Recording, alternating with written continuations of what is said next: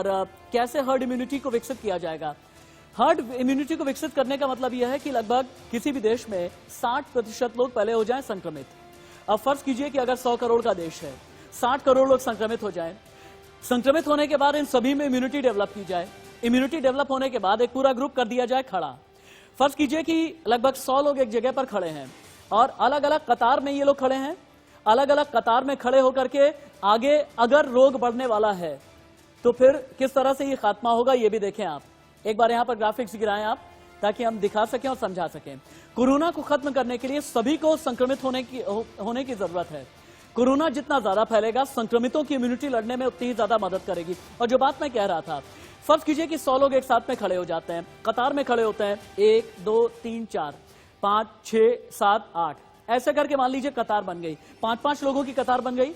मान लीजिए 4 लोग संक्रमित हैं, एक संक्रमित नहीं है।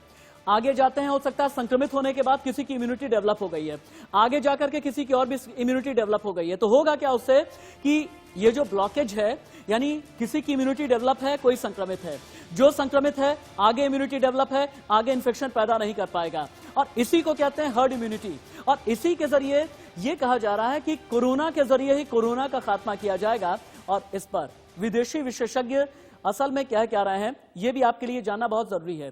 प्लान किस तरह से काम करेगा, एक्सपर्ट ने तैयारी क्या करके रखी हुई है, क्यों हम ये कह रहे हैं कि कोरोना के जरिए ही मरेगा कोरोना, देखें आप। का अर्थ ये होता है कि जो वायरस है या बैक्टीरिया है, ये अपना करेक्टर चेंज कर लेते हैं अचानक। उनकी जो रचना है, शारीरिक और फिजियोलॉजिकल जो रचना है, वो उसमें चेंज कर लेते हैं। कुछ माइल्ड हो जाते हैं और कुछ इतने खतरनाक हो जाते हैं, विरुलेंट हो जाते हैं कि वो बहुत घातक सिद्ध होते हैं और बहुत जल्दी उनका प्रकोप जो है वो दिखने लगता है। यही चीज़ जो है हम अंतर देख रहे हैं यूरोपियन कंट्रीज़, अमेरिका और हमारे देश में। ऐसा लगता है कि हमारे देश के लोगों की इम्यूनिटी तो ज़्यादा है ही है, इसके साथ साथ जो म्यूटेशन से जो वायरस हमारे इंडिया में जो आया है वो कुछ माइल्डर फॉर्म में है। क्योंकि कुलभास्कर ओझा की ये रिपोर्ट है और कुलभास्कर के जरिए ही शायद हम ये समझ पाएंगे कि वैज्ञानिक कहना क्या चाहते हैं, वैज्ञानिक पड़ताल क्या कर रहे हैं। किसी को बीमार करके किसी का इलाज हो सकता है क्या? कुलभास्कर के पास में चलते हैं। कुलभास्कर, आपकी रिपोर्ट ये बता रही है, मैं तो बहुत ही ज्यादा हैरान हूं, मेरा भेजा फ्राई हो गया है। वो इसलिए आपकी रिपोर्ट ये बता रही है कि पहले तो आप एक मुल्क में 60% आबादी को कर दें बीमार। हिंदुस्तान की अगर मैं 60% की आबादी को लेने भी चला गया ना कुलभास्कर, 70 से 80 करोड़ लोगों को मुझे बीमार होते देखना पड़ेगा अगर हर्ड इम्यूनिटी डेवलप करनी है। तो ये क्या बला हो गई? राशिद, यहाँ पर एक जीव विज्ञान का सिद्धांत है जो डार्विन ने दिया था कि सर्वाइवल ऑफ द फिटेस्ट, मतलब जो फिट रहेगा वही जिंदा रहेगा। इसी थ्योरी के तहत डायनासोर्स गए, फिट नहीं हो पाए एनवायरनमेंट के अकॉर्डिंग, तो उनका खात्मा हो गया।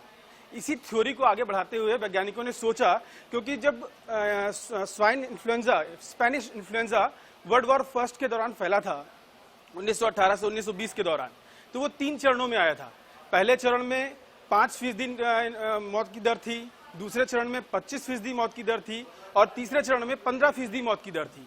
ये 1918 से 1920 तक लगातार इसका प्रकोप रहा। बीच में कुछ समय के लिए ये खत्म हुआ, लेकिन ये फिर म्यूटेट होकर बड़े लेवल पे आया और हर बार इसने ज्यादा लोगों को प्रभावित किया और दुनिया की 5 करोड़ आबादी की जान ली थी। तो अब सवाल ये है कि हम लॉकडाउन कब तक पूरी दुनिया पे लगा के रखेंगे, कब तक इससे लड़ते रहेंगे, इसका विकल्प क्या है?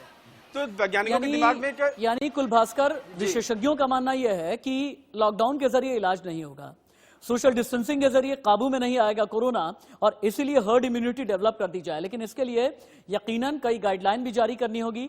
जहां पर गाइडलाइन की बात आएगी वहां पर ह्यूमन राइट्स वाले भी आकर के खड़े हो ही जाएंगे। कुलभास्कर, बहुत शुक्रिया आपका फिलहाल इस तमाम जानकारी के लिए, इस तमाम रिपोर्ट के लिए।